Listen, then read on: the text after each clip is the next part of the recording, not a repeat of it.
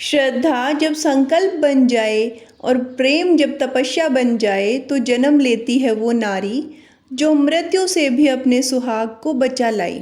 वट सावित्री व्रत एक व्रत नहीं, ये उस अतुलनीय नारी शक्ति का उत्सव है जिसने अपने पतिव्रत के बल से काल को पराजित कर दिया। वट सावित्री व्रत से नारी को अखंड सौभाग्य की प्राप्ति होती है। तो आइए सभी मिलकर माता सावित्री से प्रार्थना करते हैं, हर नारी का सुहाग अटल रहे और सुख की वट वृक्ष जैसी छाया बनी रहे। प्रिय श्रोताओं, वट सावित्री व्रत की कथा से पहले हम सुनते हैं अमावस्या की कथा, जिसके आशीर्वाद से ही यह व्रत सफल होता है। एक गरीब ब्राह्मण परिवार था। उस परिवार में पति पत्नी के अलावा एक पुत्री भी थी। वह पुत्री धीरे धीरे बड़ी होने लगी। उस पुत्री में समय और बढ़ती उम्र के साथ सभी स्त्रियोचित गुणों का विकास हो रहा था। वह लड़की सुंदर, संस्कारवान एवं गुणवान थी, किंतु गरीब होने के कारण उसका विवाह नहीं हो पा रहा था। एक दिन उस ब्राह्मण के घर एक साधु महाराज पधारे। वो उस कन्या के सेवा भाव से काफ़ी प्रसन्न हुए। कन्या को लंबी आयु का आशीर्वाद देते हुए साधु ने कहा कि इस कन्या की हथेली में विवाह योग्य रेखा नहीं है। तब ब्राह्मण दंपति ने साधु से उपाय पूछा कि कन्या ऐसा क्या करे कि उसके हाथ में विवाह योग बन जाए। साधु ने कुछ देर विचार करने के बाद अपनी अंतर्दृष्टि से ध्यान करके बताया कि कुछ दूरी पर एक गांव में सोना नाम की धोबिन जाति की एक महिला अपने बेटे और बहू के साथ रहती है, जो बहुत ही आचार विचार और संस्कार संपन्न तथा पतिपरायण है। यदि यह कन्या उसकी सेवा करे और वह महिला इसकी शादी में अपने मांग का सिंदूर लगा दे, उसके बाद इस कन्या का विवाह हो तो इस कन्या का वैधव्य योग मिट सकता है। साधु ने यह भी बताया कि वह महिला कहीं आती जाती नहीं है। यह बात सुनकर ब्राह्मणी ने अपनी बेटी से धोबिन की सेवा करने की बात कही। अगले दिन कन्या प्रातःकाल ही उठकर सोना धोबिन के घर जाकर साफ सफाई और अन्य सारे काम करके अपने घर वापस आ जाती है। एक दिन सोना धोबिन अपनी बहू से पूछती है कि तुम तो सुबह ही उठकर सारे काम कर लेती हो और पता भी नहीं चलता। बहू ने कहा, माँ जी, मैंने तो सोचा कि आप ही सुबह उठकर सारे काम खुद ही ख़त्म कर लेती हैं। मैं तो देर से उठती हूँ। इस पर दोनों सास बहू निगरानी करने लगी कि कौन है जो सुबह ही घर का सारा काम करके चली जाती है।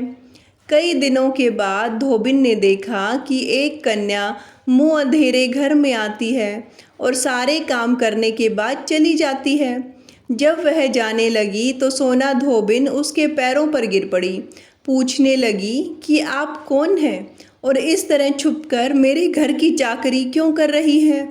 तब कन्या ने साधु द्वारा कही गई सारी बात बताई। सोना धोबिन पतिपरायण थी, उसमें तेज था। वह तैयार हो गई। सोना धोबिन के पति थोड़ा अस्वस्थ थे। उसने अपनी बहू से अपने लौट आने तक घर पर ही रहने को कहा। सोना धोबिन ने जैसे ही अपनी मांग का सिंदूर उस कन्या की मांग में लगाया, उसका पति मर गया। उसे इस बात का पता चल गया। वह घर से निराजल ही चली थी, यह सोचकर कि रास्ते में कहीं पीपल का पेड़ मिलेगा तो उसे भंवरी देकर और उसकी परिक्रमा करके ही जल ग्रहण करेगी। उस दिन सोमवती अमावस्या थी। ब्राह्मण के घर मिले पुए पकवान की जगह उसने ईंट के टुकड़ों से 108 बार भंवरी देकर 108 बार पीपल के पेड़ की परिक्रमा की और उसके बाद जल ग्रहण किया।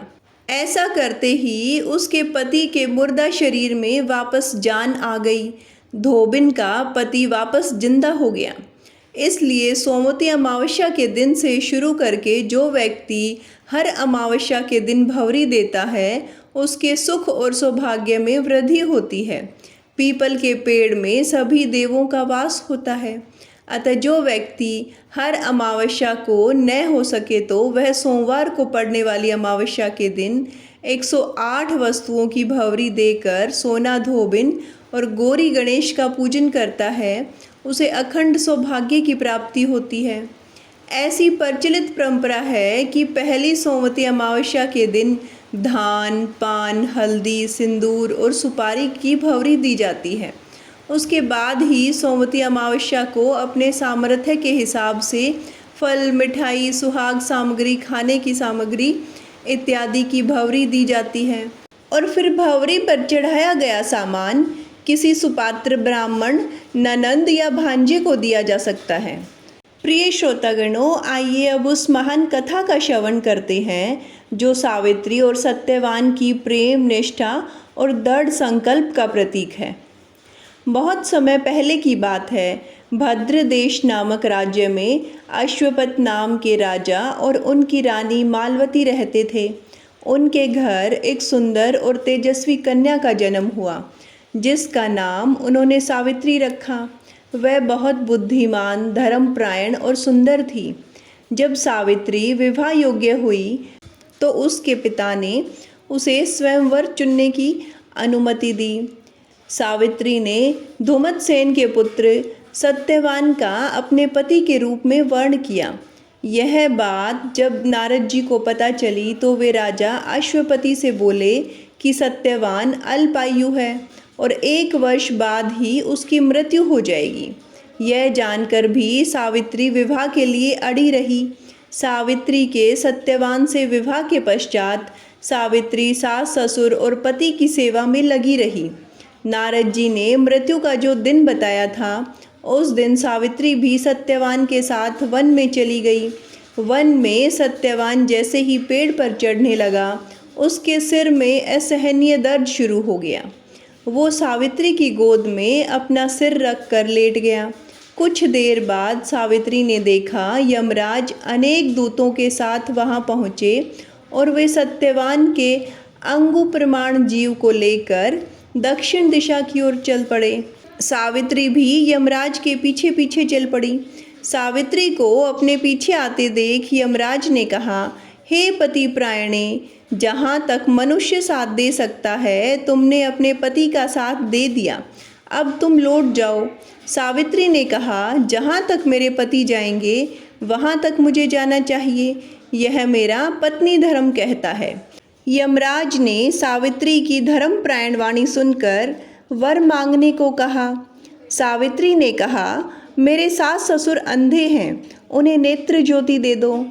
यमराज ने तथास्तु कहकर उसे लौट जाने को कहा, किंतु सावित्री उसी प्रकार यमराज के पीछे पीछे चलती रही। यमराज ने उसे पुनः वर मांगने को कहा। सावित्री ने वर मांगा, मेरे ससुर का खोया हुआ राज्य उन्हें वापस मिल जाए। यमराज ने तथास्तु कहकर उसे फिर से लौट जाने को कहा, परंतु सावित्री नहीं मानी। सावित्री की पति भक्ति व निष्ठा देखकर यमराज पिघल गए। उन्होंने एक और वर मांगने के लिए कहा। तब सावित्री ने वर मांगा, मैं सत्यवान के पुत्रों की माँ बनना चाहती हूँ, कृपया आप मुझे यह वरदान दें। सावित्री की पति भक्ति से प्रसन्न हो इस अंतिम वरदान को देते हुए यमराज ने सत्यवान को पाश से मुक्त कर दिया और अदृश्य हो गई। सावित्री अब उसी वट वृक्ष के पास आई।